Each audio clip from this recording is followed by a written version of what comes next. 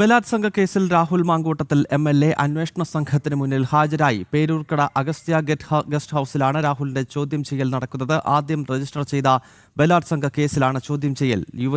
യുവതിയെ ലൈംഗിക ചൂഷണത്തിനും ഗർഭഛിദ്രത്തിനും ഇരയാക്കി എന്നാണ് കേസ്. ദിസ്ന സുരേഷ് വിവരങ്ങളുമായി ചേരുന്നുണ്ട്. ദിസ്ന, എപ്പോഴാണ് ഈ ചോദ്യം ചെയ്യൽ ആരംഭിച്ചത്? മറ്റു വിശദാംശങ്ങൾ പറയും.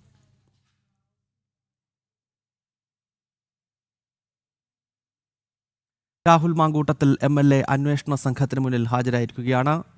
പേരൂർക്കടയിലെ ഗസ്റ്റ് ഹൗസിൽ വെച്ചാണ് ചോദ്യം ചെയ്യൽ. രാഹുലിനെതിരെ ആദ്യം രജിസ്റ്റർ ചെയ്ത ബലാത്സംഗ കേസിലാണ് ചോദ്യം ചെയ്യൽ നടക്കുന്നത്. യുവതിയെ ലൈംഗിക ചൂഷണത്തിനും ഗർഭഛിദ്രത്തിനും ഇരയാക്കി എന്നതാണ് കേസ്. ദിസ്ന സുരേഷ് അവിടെ നിന്നും ചേരുന്നുണ്ട്. ദിസ്ന, പറയൂ.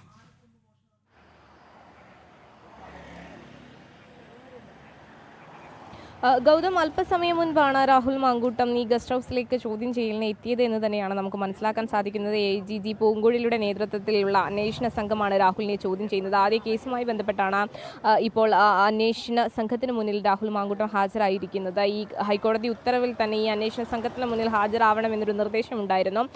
3 ദിവസത്തേക്കാണ് ഈ ചോദ്യം ചെയ്യലിന് ഹാജരാവണം എന്നൊരു നിർദ്ദേശമാണ് കോടതി മുന്നോട്ട് വെച്ചിരിക്കുന്നത് എന്ന് തന്നെയാണ് നമുക്ക് മനസ്സിലാക്കാൻ സാധിക്കുന്നത്. 10 മണി മുതൽ 4 മണി വരെയാണ് അതിനിടയിലുള്ള സമയത്താണ് ചോദ്യം ചെയ്യലിന് ഹാജരാവാൻ നിർദ്ദേശം നൽകിയിരിക്കുന്നത്. എന്തായാലും അല്പസമയം മുൻപാണ് രാഹുൽ മാങ്കൂട്ടം ചോദ്യം ചെയ്യലിനായി ഹാജരായതെന്ന് തന്നെയാണ് മനസ്സിലാക്കാൻ സാധിക്കുന്നത്. ജി പൂങ്കുഴലിയുടെ നേതൃത്വത്തിലുള്ള അന്വേഷണ സംഘം രാഹുലിനെ ചോദ്യം ചെയ്യുകയാണ് നിലവിൽ. ഗൗതം. ഓക്കെ ദിസ്ന, രാഹുൽ മാങ്കൂട്ടത്തിൽ MLA ബലാത്സംഗ കേസുമായി ബന്ധപ്പെട്ട് ചോദ്യം ചെയ്യുകയാണ്. ആദ്യം രജിസ്റ്റർ ചെയ്ത കേസിലാണ് ഇപ്പോൾ ചോദ്യം ചെയ്യൽ പുരോഗമിക്കുന്നത്.